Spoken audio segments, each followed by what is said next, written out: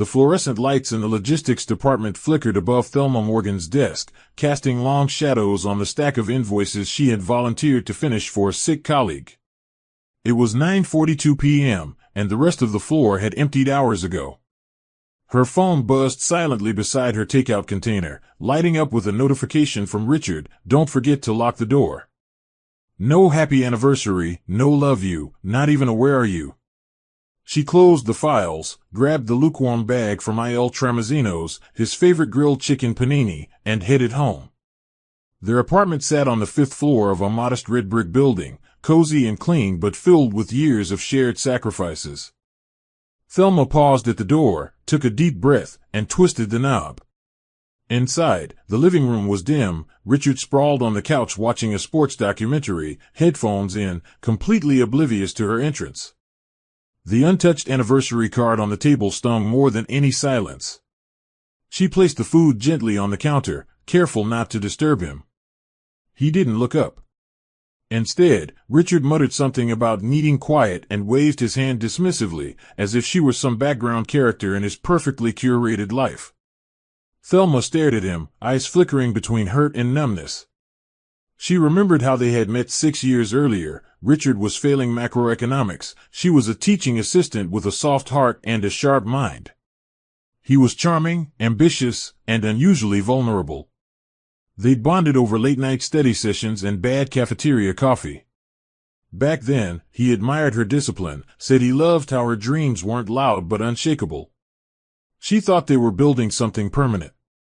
But lately, his dreams had turned into Instagram reels and conference panels, flashy suits, and social climbing. And here they were now, on their 5th anniversary, her holding dinner in one hand and 100 unspoken disappointments in the other. She didn't say a word. She just stood there, watching a man who had once begged her to believe in him forget she existed. Later that night, after washing up and changing into her oversized sleep shirt, Thelma sat by the window, staring into the dark alley behind their building. Somewhere between the distant sirens and the hum of the city, she found herself tracing old letters her mother used to write in her journal. "You are a quiet storm, Thelma," her mother once said. "Not every storm needs thunder." That line used to comfort her, but tonight it only reminded her how unseen she'd become. She pulled out her planner and scratched out the dinner reservations she had made weeks ago, reservations he claimed were a waste of time. Her chest tightened as her fingers brushed against the gold locket she always wore, a memento from a childhood lost in her father's silence.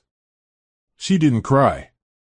She just sat there, the skyline flickering in her glasses, silently wondering how long love could endure when it became so one-sided. And without realizing it, she began planning her next move. The following weekend, the apartment felt 10 degrees colder when Lydia Morgan swept through the front door in a cloud of designer perfume and judgment. She carried a handbag worth more than Thelma's monthly salary from just 2 years ago and wore an expression that made even the walls seem insufficient. Richard, ever the doting son in his mother's presence, rushed to take her coat, guiding her into the living room where Thelma had spent the morning cleaning and setting up a light brunch. Thelma greeted her with a soft smile and a firm handshake, but Lydia barely looked at her. "You've lost weight," she commented dryly, her eyes scanning Thelma from head to toe. "A little color wouldn't hurt." "Pale skin and thin arms?" "Not exactly trophy wife material." Richard chuckled awkwardly while sipping his coffee. Thelma clenched her jaw, suppressing every natural urge to defend herself. This wasn't the first visit, but something about Lydia's tone this time felt intentional. As brunch progressed, Thelma tried steering the conversation toward Richard's new property lead in Santa Monica or her own recent promotion, which had come with a quiet but hard-earned salary raise. But Lydia had other plans. "Tell me, dear, your people, where are they from again?" she asked, stirring her mimosa with far too much grace to be innocent. "I've never heard much about your side. Do they visit often, or are they just absent?" Thelma blinked. There it was. The carefully disguised jab at her mother's death, her father's vanishing act, and her solitary climb up the rungs of life. "My mother passed away a few years ago. She was a schoolteacher. Brilliant, compassionate. Everything I aspire to be," Thelma replied with dignity. Lydia tilted her head with a condescending pout. Oh, a teacher. That's modest. Richard said nothing. He sat with that distant smirk he often wore when his mother spoke, half amused, half absent. Thelma's eyes watered slightly, not from pain but from a simmering fire that had been slowly stoked for years. It wasn't the insult, it was the silence that hurt. After Lydia left, Thelma stood in the kitchen rinsing dishes while Richard scrolled through his phone on the couch, utterly detached. She didn't bring up the insults, nor did she ask why he never defended her. What was the point? That night, as he slept soundly beside her, Thelma sat alone in the bathroom with the door locked, flipping through an old photo album of her and her mother. Her mother's handwriting still filled the margins with quotes, dreams, and goals they'd both once shared. They may try to reduce you to where you came from. Remind them where you're going, one note read. She whispered it under her breath like a vow. The humiliation from Lydia's visit didn't break her, but it ignited something far deeper. Thelma had survived harder seasons than this. She wasn't angry anymore. She was awake.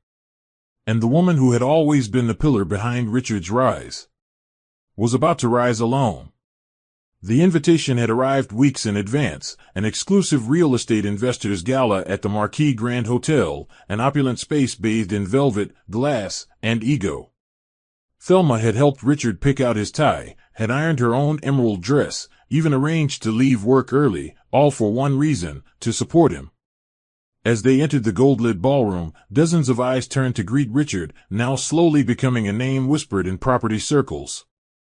Champagne flowed, jazz played, but Thelma couldn't shake the hollow sensation in her chest. Richard was walking ahead, greeting people, shaking hands like a man without a companion. She kept pace, smiling politely. That's when she saw her. Jasmine Carter. A striking woman in a wine-colored silk dress, hair cascading in effortless waves, laughing too loudly at Richard's jokes. When he introduced her, Richard simply said, "This is Jasmine, she's one of our new partners in development." Jasmine leaned in, touching his arm like they'd shared more than square footage. Throughout the night, Thelma watched subtle signs mutate into unbearable truths. Jasmine was everywhere Richard turned, refilling his glass, whispering in his ear, adjusting his collar with flirtatious precision. No one else seemed to notice, or maybe no one cared. Thelma felt like wallpaper. At one point, Jasmine approached her with the kind of smirk that women use when they've already decided how the story ends. "You're Thelma," she said, voice smooth as honey laced with venom. "I've heard so much about you. You're in logistics, right? It's amazing how strong support systems help men thrive." Thelma kept her composure, smiled. "Yes, support systems do matter. Though real strength shows when the spotlight's off." Jasmine's eyes glittered with passive aggression. "I liked you. You're quiet. Like a chess player." Thelma excused herself politely and slipped into the ladies' room, where she locked herself in a stall and let out a single, silent scream. It wasn't jealousy, it was the sickening realization that the shift had already begun. He wasn't hers anymore. Not really. Back at their table, Vanessa Rojas, Thelma's longtime friend and HR executive, leaned in. "I've been watching her," she murmured, eyes fixed on Jasmine. "She's not just a flirt, Thelma. She's strategic. That woman's hunting." Thelma tried to smile, but it cracked. "And Richard?" Vanessa shook her head. "He's already caught. You just haven't been told yet." Thelma sat still, fork resting on the edge of her untouched risotto.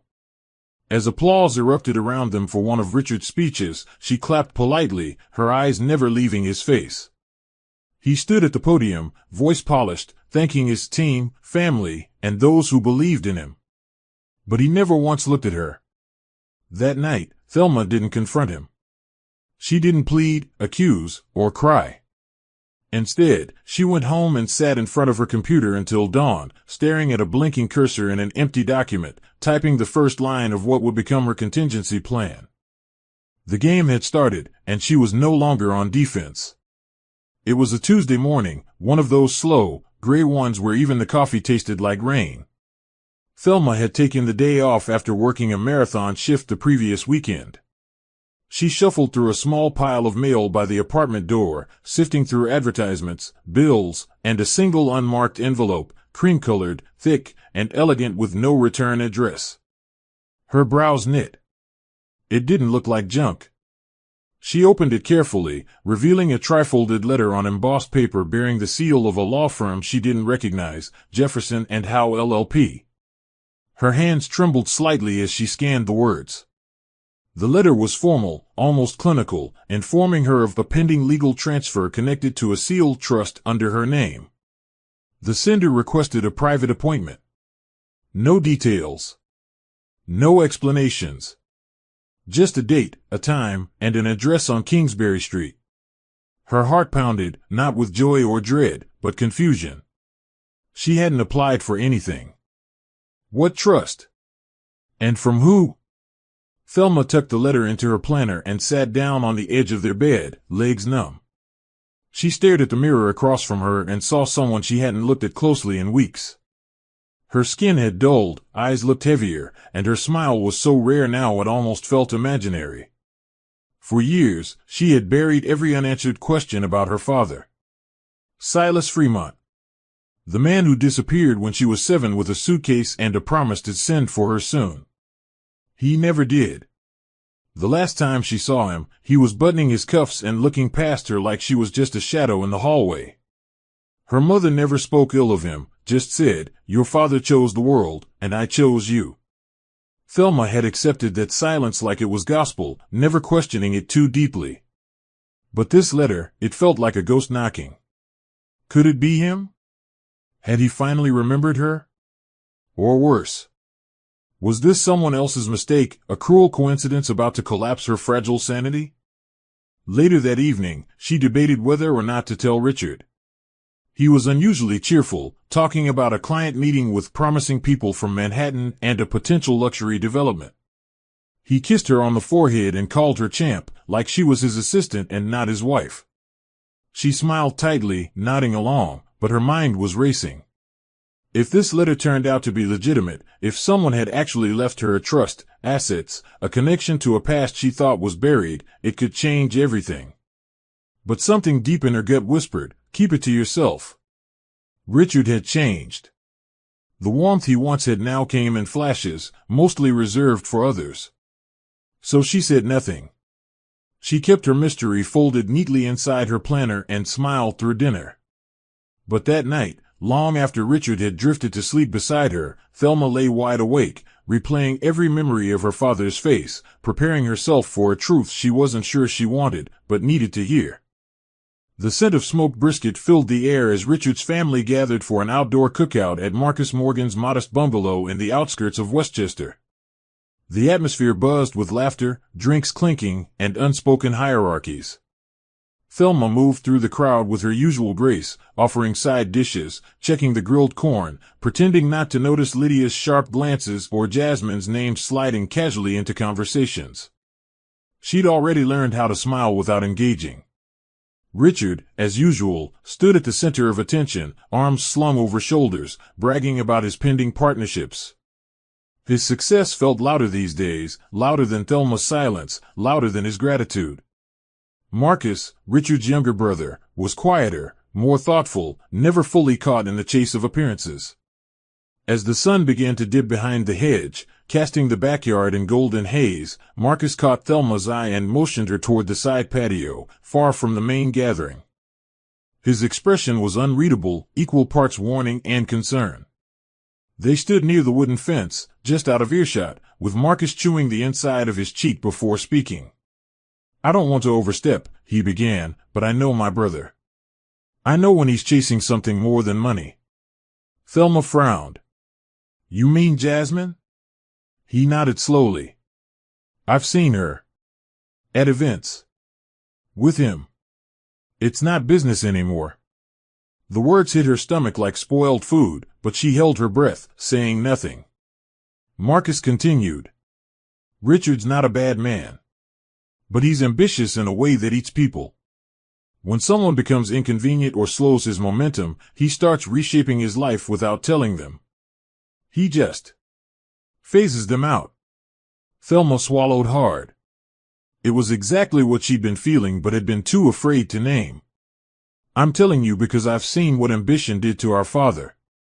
It left our mother drained, quiet, forgotten. And she never said a word. She just faded. Thelma turned her head, blinking back emotion. Marcus wasn't gossiping. He was grieving in advance, for her.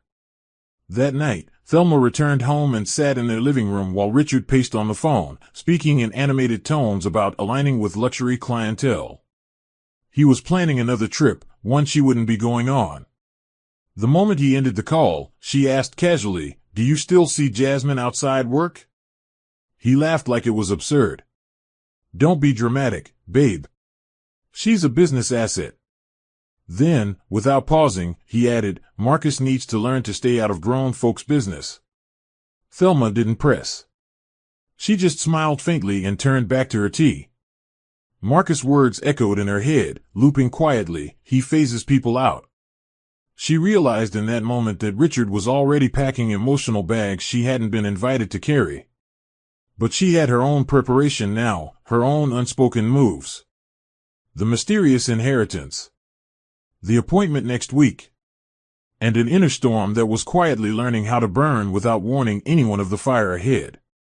The law firm's office sat quietly on the 15th floor of an old granite building in Midtown, just far enough from downtown to feel forgotten, yet prestigious enough to signal power.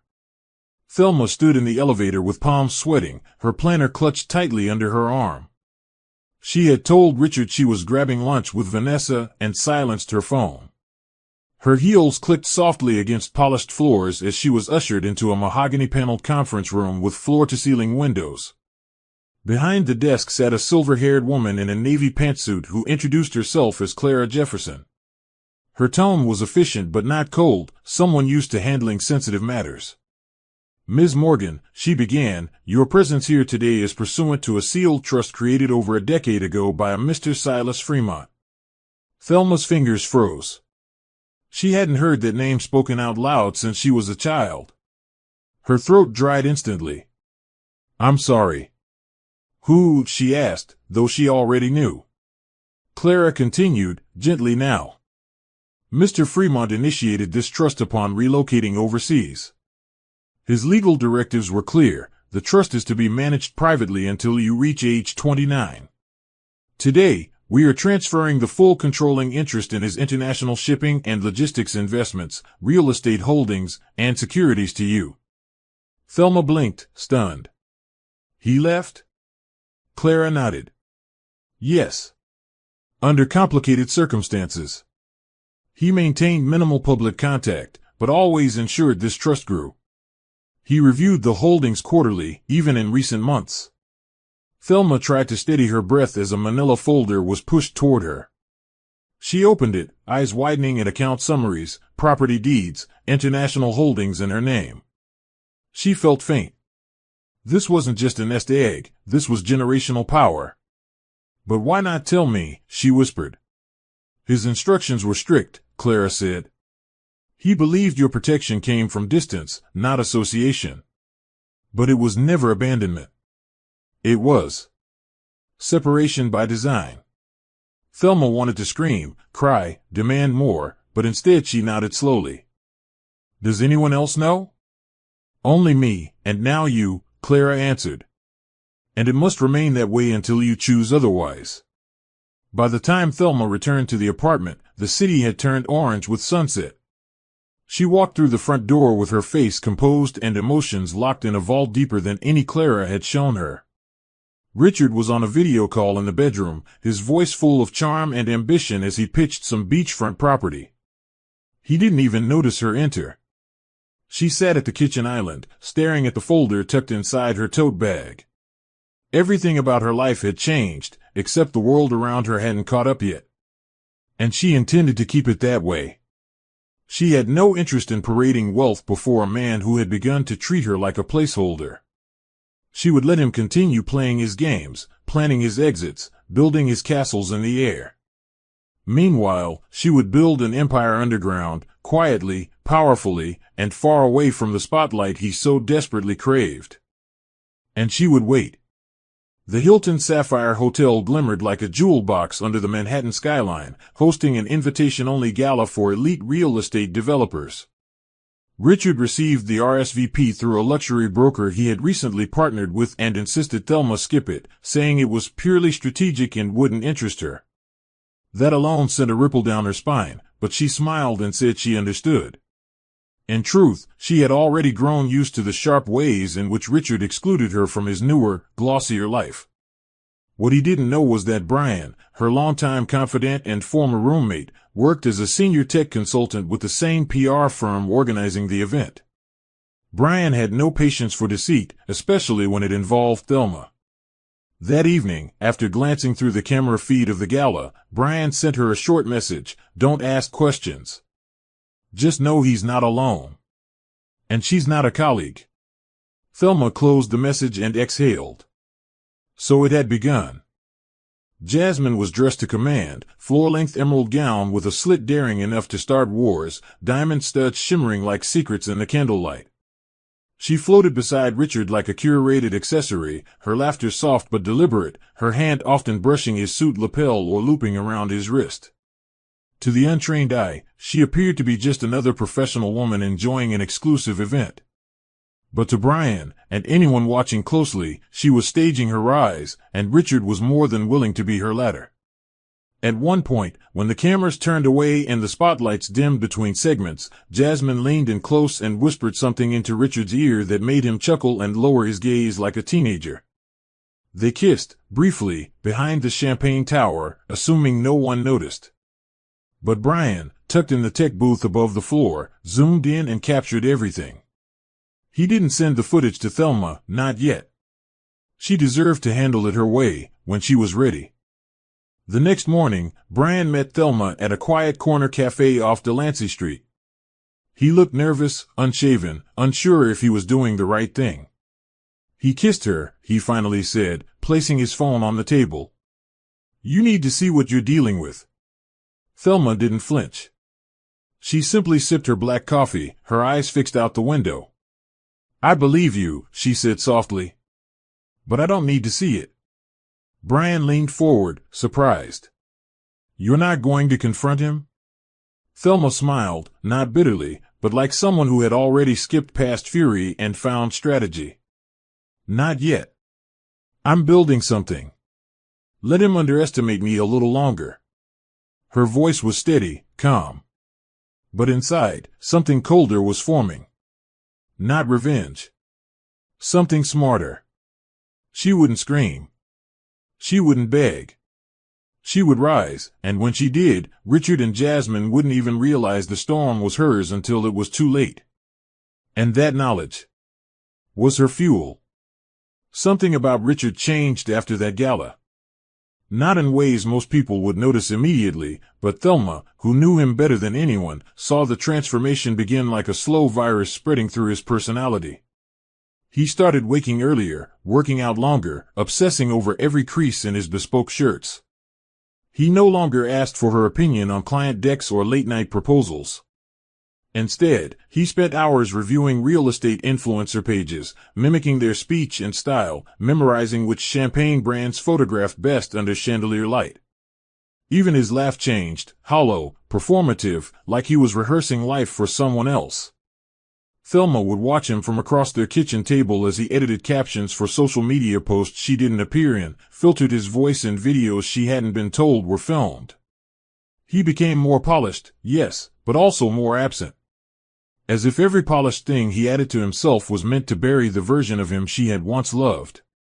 He began traveling more, quick overnight meetings in Chicago, client presentations in Miami, and impromptu visits to steady the Beverly Hills market.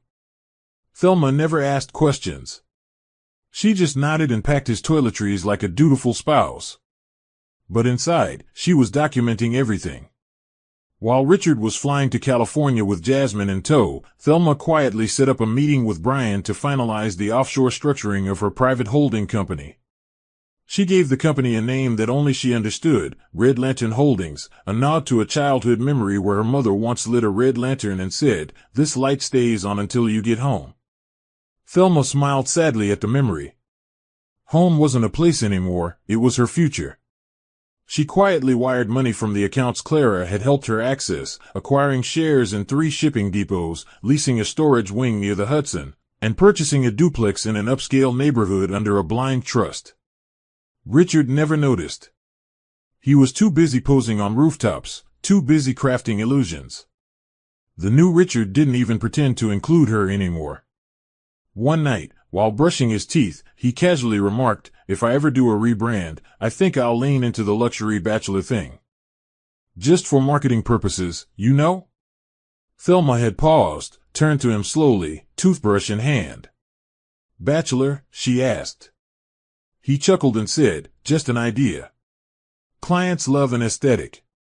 Then he kissed her forehead and walked into the bedroom like he hadn't just peeled back a piece of their foundation and dropped it down a well. That night, Thelma sat up scrolling through real estate listings in his name, properties he hadn't disclosed, joint ventures she was not part of. She didn't cry. She didn't confront. Instead, she called Clara the next morning and asked a single question: "How soon can I expand?" There was a quiet war beginning, and she intended to win without ever drawing a sword. Let him play the bachelor. She was building an empire. Lydia Morgan had never been subtle, but when she summoned Richard to lunch at her favorite private dining club, the Baythorn Room, it wasn't just for idle gossip or her usual veiled critiques. She had heard whispers. Jasmine's name was circling in Westchester's old money circles, and Richard's name was now being linked to more than just profitable development deals. Seated across from her son in a rose-gold velvet booth, Lydia sipped on her lemon spritz and got straight to the point. "This situation with Thelma," she said, cutting into her salmon with surgical precision, "is becoming a liability." Richard blinked. "She's my wife." Lydia arched a brow. "She was useful when you were climbing, but you're not climbing anymore. You're there. You need a partner who reflects that." Then came the offer: if Richard cut ties with Thelma and made a clean break, Lydia would connect him to 3 key investors and gift him a plot of commercial land in Coral Springs. "You can't ascend dragging sentiment," she whispered coldly. Richard left that lunch with his mind spinning. He hadn't expected it so direct. His mother had always hated Thelma, of course, but this was more than disapproval. This was a strategic proposition. It didn't help that Jasmine had already begun seeding doubts. She had the finesse to make her jabs feel like compliments. "Your wife's sweet, but she doesn't really get what you do, does she?" Or, "You need someone who walks beside you, not behind." Richard didn't admit it out loud, but those words fed something ugly in him, something that wanted to be envied, admired, photographed. That week, he scheduled a business trip to Bali, claiming it was a networking retreat. Thelma offered no resistance, even helped pack his cufflinks. When he left, he didn't just walk out of the apartment, he walked out of the last real thread of truth in their marriage. What he didn't know was that Thelma had already seen the reservations. Jasmine's name was on the confirmation email. She simply forwarded it to a folder titled "For Later" and sent him off with a kiss on the cheek. On the flight, Jasmine leaned her head on Richard's shoulder, posting selfies with cryptic captions: "Building more than dreams #island life." They arrived to White Sands, private villas, and candlelit dinners, everything curated to reflect success. Meanwhile, back in New York, Thelma was signing new contracts with her legal team, expanding her logistics portfolio, and securing a 3rd commercial lease under her holding company. Clara had warned her, "There will be a moment when you'll want to confront him. Don't let him bury himself in his illusions. You build." Thelma listened. She no longer sought validation from a man hypnotized by aesthetics. He had made his choice. Now she was making hers.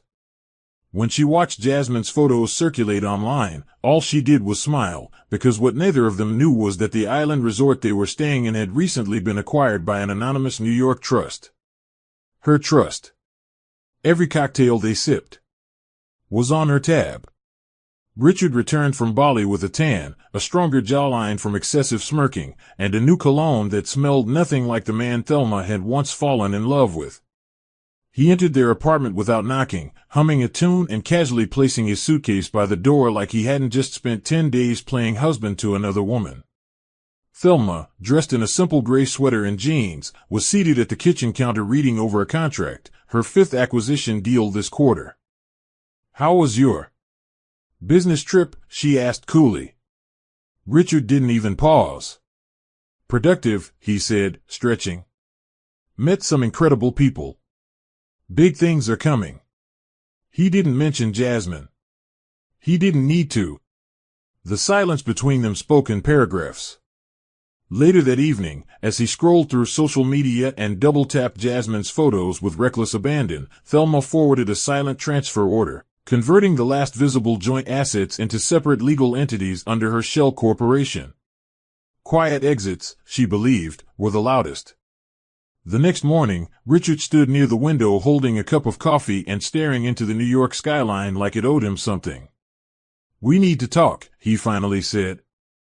Thelma turned slowly, pretending to be surprised. "About what?" He hesitated, then spoke, rehearsed and hollow. "I think we've grown apart. We're different people now. I've evolved, and I think we both know this isn't working anymore."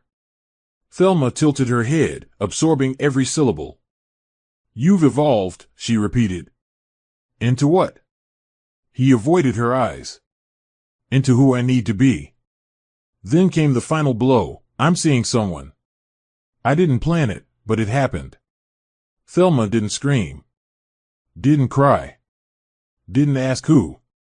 She simply stood up, walked to the drawer, and handed him the neatly folded divorce documents she had prepared 2 weeks ago. "Sign them when you're ready," she said. Richard stared at her, stunned. "You knew?" She smiled. "I knew the moment you started liking her photos more than mine.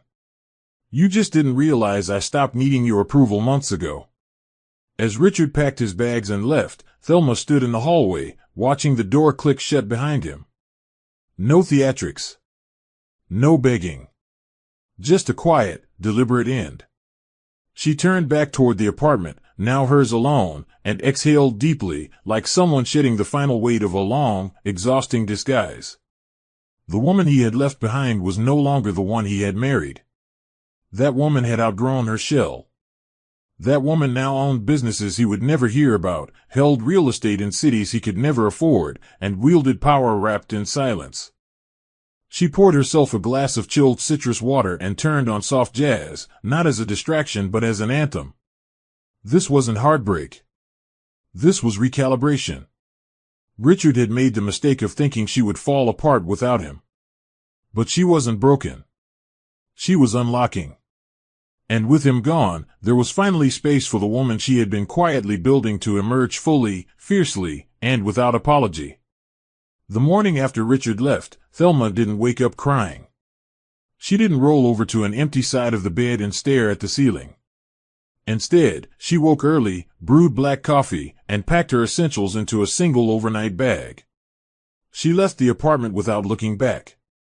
Vanessa's condo in Brooklyn had always been a sanctuary, warm, earthy-toned, filled with plants and incense and late-night truths. When Thelma walked in and dropped her bag on the hardwood floor, Vanessa looked up from her laptop, said nothing, and just opened her arms. They sat on the couch for hours, Thelma curled up like a child, speaking in fragments between gulps of tea. She recounted the betrayal not like someone broken, but like a surgeon giving a post-op report, precise, methodical, detached. But when she mentioned the resort being hers, the inheritance, the secret empire forming beneath the surface, Vanessa dropped her mug. "Wait, you own that place?" Thelma nodded. And then she laughed, for the first time in months. Later that evening, they sat around the kitchen island, laptops open, whiteboards filled with names of holding companies, shell firms, asset links, and logistics chains. Brian joined via video call, eyes wide with admiration and disbelief. "So basically, you're already a silent tycoon," he joked, "and no one knows it." Thelma smiled faintly. Exactly how I want it. Vanessa leaned forward. It's time you moved into something that reflects the woman you are, not the woman you were trying to be for him. Thelma opened her email and clicked on a message from Clara Jefferson. Attached were keys, figurative and literal, to a brownstone townhouse in Soho, purchased months earlier in a blind trust. Fully furnished. No mortgages. No questions. I think I'm ready, Thelma whispered. And she was. Ready to live not reactively but deliberately. Ready to build without carrying someone else's ambition on her back. Richard had walked out thinking he was leveling up. But Thelma wasn't climbing the same ladder, she had built her own skyscraper. 2 days later, Thelma stepped into her new home. Sunlight poured through the tall windows, reflecting off sleek granite countertops and honeywood floors. Every inch of the space whispered autonomy. She opened the closet to find it already stocked, simple, elegant pieces, all tailored to her measurements. Clara had thought of everything. She stood in the center of the living room, listening to the silence that felt nothing like loneliness. It was peace. From that moment, she no longer saw herself as the woman Richard left, she saw herself as the woman who let him go. She didn't need closure from him, because her victory wasn't revenge, it was reinvention. Thelma reached into her bag, pulled out a document titled Red Lantern Logistics, Phase 2 Expansion, and placed it on the desk. She had work to do. Not for survival. Not for proving a point. But because she was ready to step into the life she had spent years preparing for in secret. Her rebirth had begun, and this time, she would not apologize for her power. The atrium sky lounge sparkled with floor-to-ceiling windows and shimmering chandeliers that caught every camera flash and cocktail reflection. It was the night of the Horizon Tower unveiling, an exclusive luxury high-rise Richard had helped broker for a high-profile investor group. The press swarmed in droves, real estate moguls mingled in tuxedos and velvet gowns, and Jasmine floated beside Richard in a rose-gold slit dress like the crown jewel she believed she had become. This was their moment. Photographers surrounded them as Richard, beaming, led her to the glass podium at center stage to give his big speech. This tower, he said confidently, is a symbol of dreams made real through vision and collaboration. As applause echoed, a large LED screen lit up with the logo of the owning firm. Richard froze mid-sentence. The firm's name, Red Lantern Holdings, gleamed in crimson across the screen. Guests murmured. Investors turned toward each other. Jasmine whispered, "Who's that?" But Richard already knew. His hands trembled on the microphone. Backstage, Thelma stood behind the velvet curtain, arms folded, watching everything unfold. She wasn't here to gloat, she was here to make a statement. Not one born of vengeance, but of quiet reclamation. Brian stood beside her, monitoring the digital screens while Vanessa, now Director of Talent and Culture for Red Lantern, handled investor handshakes with practiced elegance.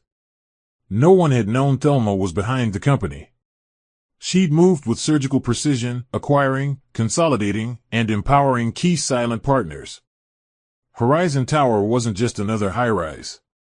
It was a flagship asset. The irony? Richard had spent months trying to buy into a project his ex-wife already owned. She never had to say a word to him. She didn't need to. As he fumbled through the rest of his speech and thanked unknown benefactors, the audience clapped politely, but the energy had shifted. Jasmine tried to regain control, posing for photos. But her smile faltered when she saw Vanessa at the center of the VIP ring. Something was off. Very off. And Jasmine hated not being the smartest woman in the room. After the event, Richard spotted Thelma quietly exiting through a side corridor, her black satin gown flowing behind her like smoke. For a moment, time froze. Their eyes met. No words passed between them, just a long, loaded silence that carried everything he never saw coming. She nodded once, calm, poised, untouchable, and walked away. That was her slap. Not with hands or humiliation, but with dominance delivered in grace. Richard stood there, stunned, while Jasmine pulled at his sleeve with forced charm. "Let's head to the after-party," she said. But Richard didn't move. In that moment, he understood something irreversible. He hadn't just lost a woman, he had overlooked a phenomenon. Thelma had not simply rebuilt herself. She had outgrown the entire world he thought he controlled. And now, she owned the floors beneath his feet. All he could do was watch her disappear into the future he never saw her building. The email arrived on a quiet Thursday morning, subject line, confidential, executor notification. Thelma had just finished reviewing customs clearance protocols for a new shipping terminal acquisition when her phone buzzed.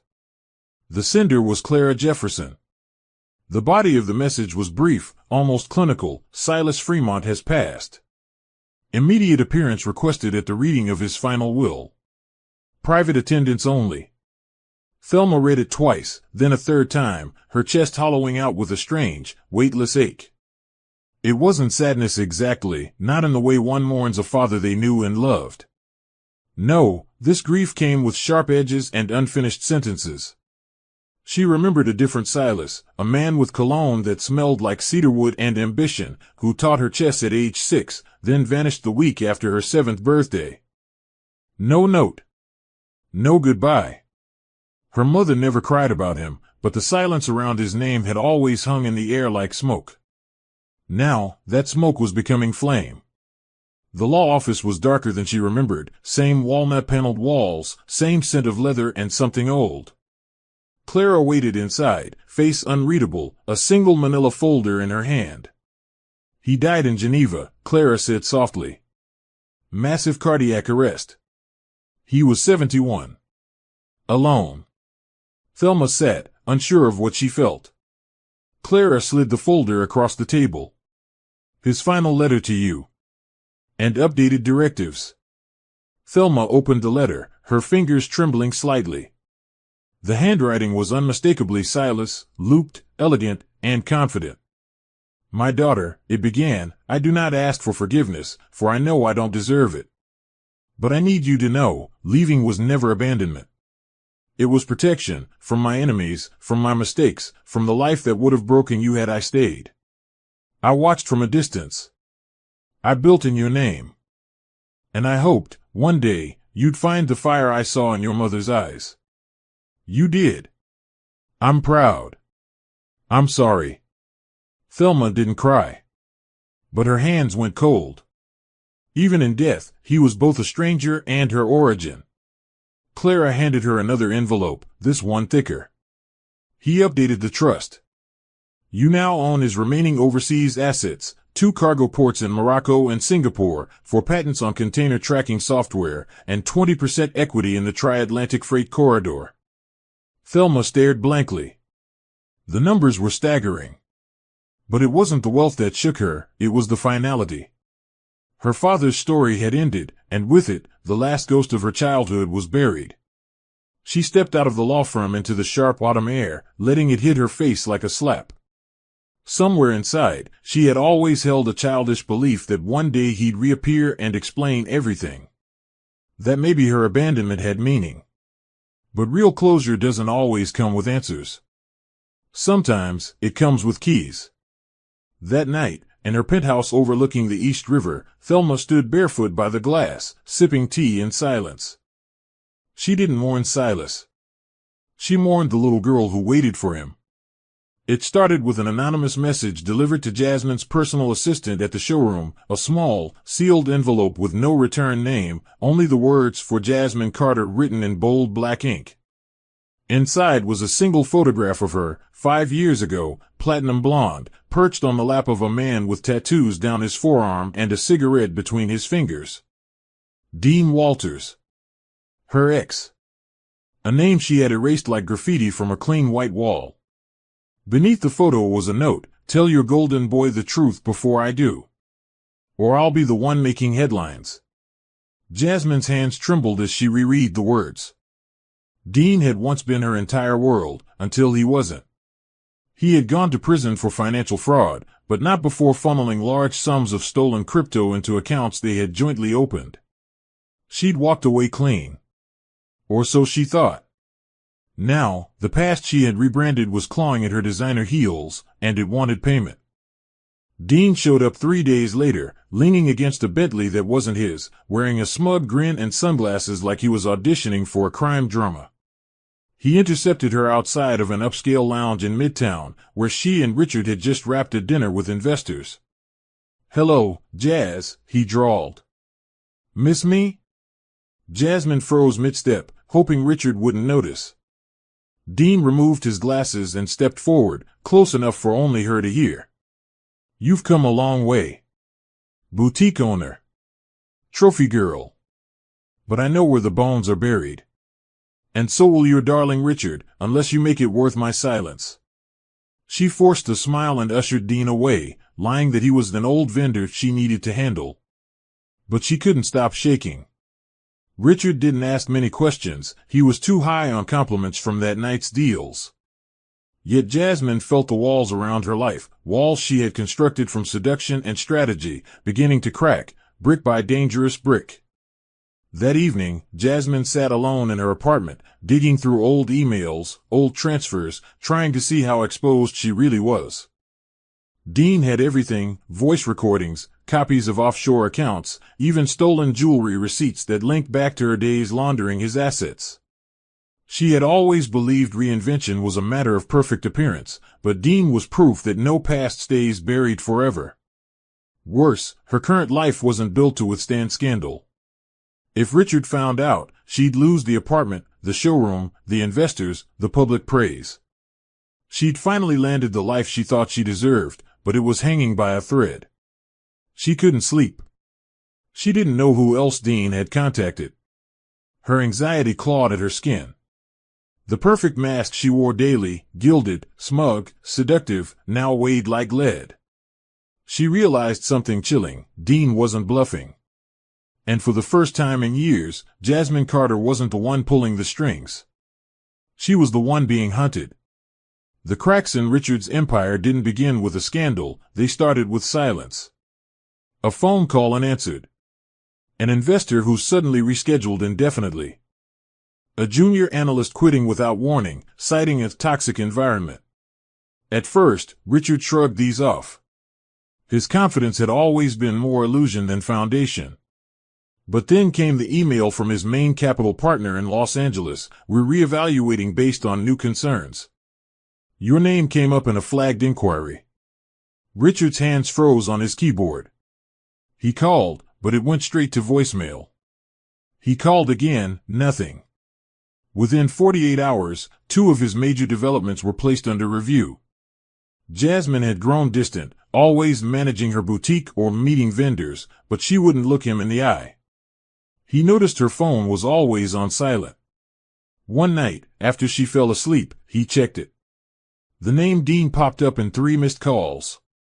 The hair on Richard's neck stood. Something was wrong, very wrong, and he could feel the ground shifting beneath him. Richard tried to salvage what he could. He went into PR overdrive, posting motivational quotes, throwing together investor meetups, and announcing exclusive acquisitions that hadn't even closed. But behind the scenes, everything was bleeding. Jasmine had become unpredictable, cold, distracted, paranoid. She no longer cared to play the perfect accessory.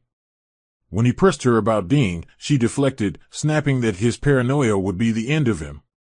It wasn't just paranoia anymore. Rumors were swirling. Blogs had begun to hint that one of Richard's celebrity real estate deals had a silent conflict of interest. Then came the devastating leak. Someone anonymously tipped off a financial watchdog about undeclared holdings Richard tried to channel through Jasmine's showroom as a laundering point. Though the investigation hadn't named names, it was enough to rattle his reputation. Calls stopped. Emails dried. Richard, once the glittering boy wonder of urban development, found himself locked out of his own conference rooms. The golden door he had climbed through was now slammed shut and bolted from the inside. Desperate, Richard called his brother Marcus. They met at a quiet diner far from the city. Richard looked drained, bags under his eyes, the collar of his once-tailored coat now wrinkled. "I think I made a mistake," he admitted quietly. Marcus stirred his coffee slowly. "Which one?" he asked, not sarcastically, just tired. Richard didn't answer. Thelma warned me about ambition, Marcus said. But she never fought you. She let you win. That's how you lost. Richard dropped his head in his hands. I thought Jasmine was the upgrade. Marcus laughed, not with humor, but disbelief. You mistook glitter for gold. Richard left that meeting with nothing resolved. That night, Jasmine didn't come home. A quick check of her closet showed several of her designer bags missing. She was gone, without a note, without closure. Richard stood in his penthouse, surrounded by silence and unpaid invoices, realizing too late that he hadn't just lost a wife. He had lost his only anchor. And now, he was drifting fast. While storms raged in Richard's crumbling empire, a different kind of chapter was unfolding in the life of Vanessa Rojas. Thelma's best friend in rock for over a decade, Vanessa had quietly been growing her own career and healing from an emotionally abusive relationship she'd ended 3 years prior. Through her work as director of talent and culture at Red Lantern, she'd begun collaborating with an international wine distribution company whose logistics now ran through Thelma's private shipping routes. It was during one of these partnership retreats in Napa Valley that Vanessa met Elias Brandt, a former military pilot turned vineyard owner with hands that spoke the language of soil and honesty. He wasn't flashy. He didn't talk in Instagram captions. He was deeply grounded, fiercely kind, and utterly smitten with Vanessa from the moment she corrected his mispronunciation of Tempranillo. They talked late into the nights, about grief, legacy, ambition, and the terrifying beauty of starting over. Their romance blossomed away from the chaos of skyscrapers and corporate power games. Elias invited Vanessa to help design a wine-tasting experience curated for diverse palates, something that celebrated cultural roots rather than diluted them. She had never felt so seen. When Thelma visited the vineyard weeks later, she saw a version of her best friend she hadn't seen in years, relaxed, laughing, barefoot on gravel as she tasted wild cherry blends from aged barrels. He's different, Vanessa confessed one night under the stars. He listens without waiting to speak. And when I laugh, I don't wonder if I sound too much. Thelma smiled knowingly. Vanessa had been her emotional compass for years. Now it was her turn to witness Vanessa's joy. One afternoon, while exploring the east wing of the vineyard's guest house, Elias led Vanessa to a small table near the greenhouse. A single ring sat in the center, simple, gold, and breathtaking in its honesty. No performance, he said. Just a promise, to walk beside you, not ahead of you. She said yes through tears. The wedding was set in the very heart of the vineyard 6 months later, with only 30 guests, each one handpicked from the pages of their lives. Thelma stood proudly as maid of honor, dressed in deep navy silk, her eyes misting as Vanessa walked down the aisle to a gentle Spanish guitar. The ceremony was serene, laced with heartfelt vows and echoes of resilience. Afterward, guests clinked glasses under fairy lights while the bride and groom danced barefoot on the vineyard lawn. For Thelma, it wasn't just about witnessing love, it was about healing. In Vanessa's happiness, she saw proof that life didn't always end where pain began. Later that night, Elias raised a toast, to the people who held us together when we didn't even know we were falling apart. Thelma glanced at her friend, heart full. In a world where betrayals whispered through corridors, this moment roared like a hymn. It was joy, untainted. A reminder that some stories end in beginnings. The media had been circling for weeks, whispers of a mysterious logistics empire reshaping commercial shipping on both U.S. coasts and across 3 international corridors. Rumors pointed to a faceless holding group with explosive growth, luxury real estate investments, and anonymous leadership. Blogs speculated. Analysts guessed. But no one had names until that Monday morning. Forbes released its annual Under 35 Titans of Industry issue, and splashed across the digital cover was an image no one expected: Thelma Morgan, elegantly poised in a charcoal double-breasted suit, arms crossed, standing in front of a freighter ship bearing the Red Lantern Holdings insignia. The headline read, "The Silent Storm, How Thelma Morgan Quietly Built a Global Empire." Within hours, her name trended across platforms. Her photo flashed across Times Square. Emails flooded her assistants. The woman everyone thought had faded quietly after a high-profile divorce was, in fact, the architect of one of the most powerful logistics and infrastructure portfolios in the Northern Hemisphere. Richard saw the cover while standing in line at a downtown coffee shop. It hit him like a punch to the gut. He grabbed a copy, opened it, and began flipping through page after page detailing Thelma's journey, her career in shipping analytics, the hidden inheritance, the corporate restructuring, the shell companies, and the methodical expansion across global markets. She had bought the very buildings he once bragged about pitching to.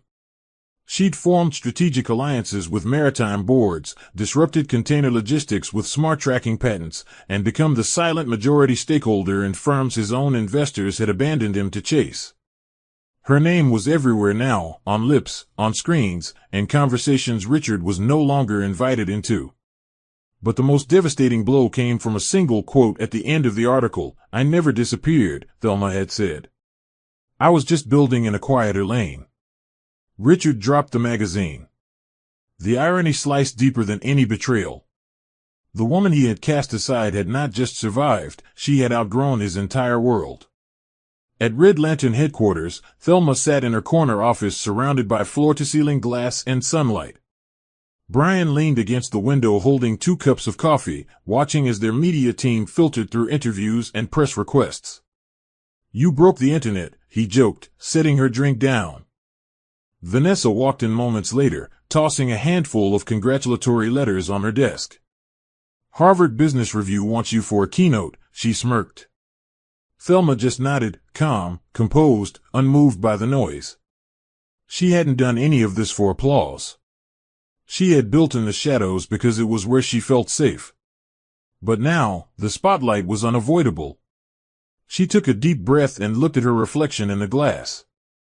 There was no longer any trace of the woman who once sat silent in her own marriage, hoping to be seen. Now, the world couldn't look away. Thelma had become the storm they never saw coming, and the calm that would outlast them all. The invitation arrived folded in ivory linen paper, simple yet elegant, in celebration of Elias and Vanessa Branch Union, a vineyard garden reception. Thelma had helped organize the event, curating every detail with care, but one guest remained a surprise, at least to her. As twilight descended over the vineyard and fairy lights blinked like stars above the trees, Richard arrived quietly, dressed in charcoal and hesitation. He wasn't invited directly, but Elias had extended the courtesy out of respect. Thelma saw him from across the lawn, standing awkwardly near a rose bush, champagne in hand but untouched. She didn't flinch. Didn't hide. Instead, she walked toward him with deliberate calm. The crowd melted into the background as they stood face to face for the first time in over a year. The silence between them wasn't awkward, it was loaded with things too late to change and too heavy to revisit. "Congratulations," he said finally. She smiled gently. "Not mine to receive. But thank you." Richard studied her for a moment longer, his eyes searching for remnants of the woman he once knew. But Thelma had changed, and not just in appearance. Her energy was different, rooted, impenetrable, serene. "You look whole," he admitted. "I am," she replied without arrogance, only truth. He glanced at the vineyard's expanse, then back at her. "I didn't know what I had," he said softly. "I know," she answered, and that was enough. There was no need for apologies, no pleas for forgiveness. Their story had ended long ago, what remained now was acknowledgement. Not regret. Just reality. "I heard about Jasmine," she said, almost as an afterthought. Richard shook his head. "She left. Took more than money. Took pieces of who I thought I was." Thelma nodded, understanding more than she let on. Sometimes, losing what's false is the only way to see what's true. He didn't ask to come back. And she didn't offer a door. That moment wasn't for reconciliation, it was for recognition. And both accepted it. As the music swelled and guests raised glasses under the golden dusk, Richard excused himself and walked to his car. He didn't look back. Thelma remained, her heels crunching gently on gravel as she returned to the laughter and light. Vanessa caught her eye and smiled knowingly. Brian lifted a toast in her direction. She returned to her place at the table, not as someone's wife or ex, but as herself.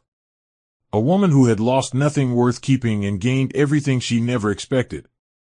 There was no bitterness in her chest, no resentment in her bones. Just peace. She leaned back in her seat, sipping chilled wine, watching the vines sway in the soft breeze. Richard was part of her past, but not her pain. He had written one chapter, but she had authored the rest. And now, in this moment of quiet freedom, Thelma understood the rarest kind of closure, the kind that requires nothing except walking away without needing to win. Thelma stood at the gates of the private cemetery in Vermont, the late autumn leaves swirling around her boots in quiet reverence. Beside her stood Nora Fremont, her late father's sister and the executor of the final trust documents. Thelma had delayed this visit for months, unsure what emotions might erupt at the final resting place of Silas Fremont. But standing there now, under the gray sky and the weight of her journey, she felt nothing but a quiet ache. No anger. No nostalgia. Just a deep breath of finality. She stepped forward, placing a single folded letter on the granite headstone. For the years you never returned, she whispered. And for the legacy I learned to carry without your hand. Nora said little, respecting the silence. She had once doubted Thelma, believed her to be a broken remnant of Silas' failures. But now, she saw a Titan dressed in simplicity. A woman who bore her inheritance not as armor, but as truth. Later that week, Thelma returned to the Red Lantern headquarters, tall glass, polished wood, and curated stillness that overlooked the East River like a quiet sentinel. It wasn't just a company. It was a monument to endurance. To dignity. To reinvention. The logistics empire now employed nearly 2,000 staff across 6 countries, with contracts tied to shipping lanes, luxury real estate, and aviation cargo. But Thelma wasn't in it for headlines or clout. She focused on infrastructure, sustainability, efficiency, on making quiet systems work so loudly that the world couldn't ignore their ripple. She no longer attended board meetings to prove herself. She chaired them because she'd earned the seat. Vanessa now headed the culture department with warmth and vision. Brian served as CTO, developing tools that improved port efficiency by 40%. They weren't just employees, they were her chosen family. Together, they built something permanent. Something she could point to and say, this was mine. And I built it from the pieces he left behind. One evening, after a particularly long conference call with her Singapore team, Thelma walked into her private suite and opened a vault, one only she and Clara had access to. Inside weren't gold bars or money, but blueprints, journals, letters from her mother, voice recordings of her own thoughts through the years. It was a time capsule of every scar, every climb, every whisper of doubt she had ever turned into steel. She sat on the floor and ran her fingers across a worn notebook page her mother once wrote. You're more than what they see. More than what they say. You are the storm and the sunrise. Thelma closed her eyes, smiling softly. The world saw her as a woman reborn after betrayal. But she knew the truth. She hadn't been reborn. She had always been whole. She had only been buried beneath expectation. Now she was living proof that silence isn't weakness, it's strategy. And what she had built would outlast them all. The sunrise broke gently over the Manhattan skyline, casting a soft golden hue through the all-glass facade of Red Lantern's new global headquarters, a towering architectural marvel that now overlooked both the shipping docks and the corporate core of the city. Thelma stood alone on the rooftop garden, a mug of black coffee cradled in her hands, wrapped in a cream wool coat, her curls catching the wind like poetry in motion. Around her, the world was waking, but inside her, something had already awakened long ago. She no longer woke in fear of being underestimated. She no longer shrank to accommodate others. She no longer looked for permission to lead. This morning, as she stared out at the horizon, she wasn't thinking about Richard, Jasmine, or the betrayals behind her. She was thinking about what was ahead, new terminals in Lagos and Dubai, a mentorship program she was funding in her mother's name, and a life authored solely on her own terms. Brian and Vanessa joined her moments later, coffee in hand, laughter in their eyes, the bond between them no longer built on survival but on shared triumph. Vanessa leaned on the ledge beside her, flashing her wedding ring, now carrying Elias's baby, and glowing with the kind of joy Thelma had once believed was reserved for other people. Brian pointed toward the street below, where dozens of employees filed into the grand lobby for orientation. They don't even know whose dream they're working in, he joked. Thelma smiled. They don't need to. They just need to dream their own. Downstairs, the media prepared for a press reveal, but Thelma wouldn't be attending. She'd said everything she needed to say by building what others believed impossible. As they clinked their mugs quietly under the rising sun, Thelma whispered, "We're just getting started." And in that moment, she didn't feel victorious, she felt free. Not from anyone, but for herself. For the life she chose to live fully, fiercely, and without apology. By noon, she had turned off her phone, stepped into the town car, and directed her driver toward the coast. No schedule. No press. No boardrooms. Just time. As they passed the docks, those same ports that had once represented her past, Thelma stared at the water with reverence, not regret. She thought of her mother. She thought of the little girl who once waited at the window, hoping her father would return. That girl was gone now. In her place stood a woman who had never needed rescue, only room to rise. When the car pulled up to the beach house she rarely used, she stepped out barefoot and walked across the sand, her coat fluttering behind her. There were no cameras. No expectations. Just the sound of waves, and the whisper of wind through the dunes. And as she stood there alone, smiling softly to herself, Thelma knew this wasn't a new chapter, it was a new book. And this time, every word was hers. The end.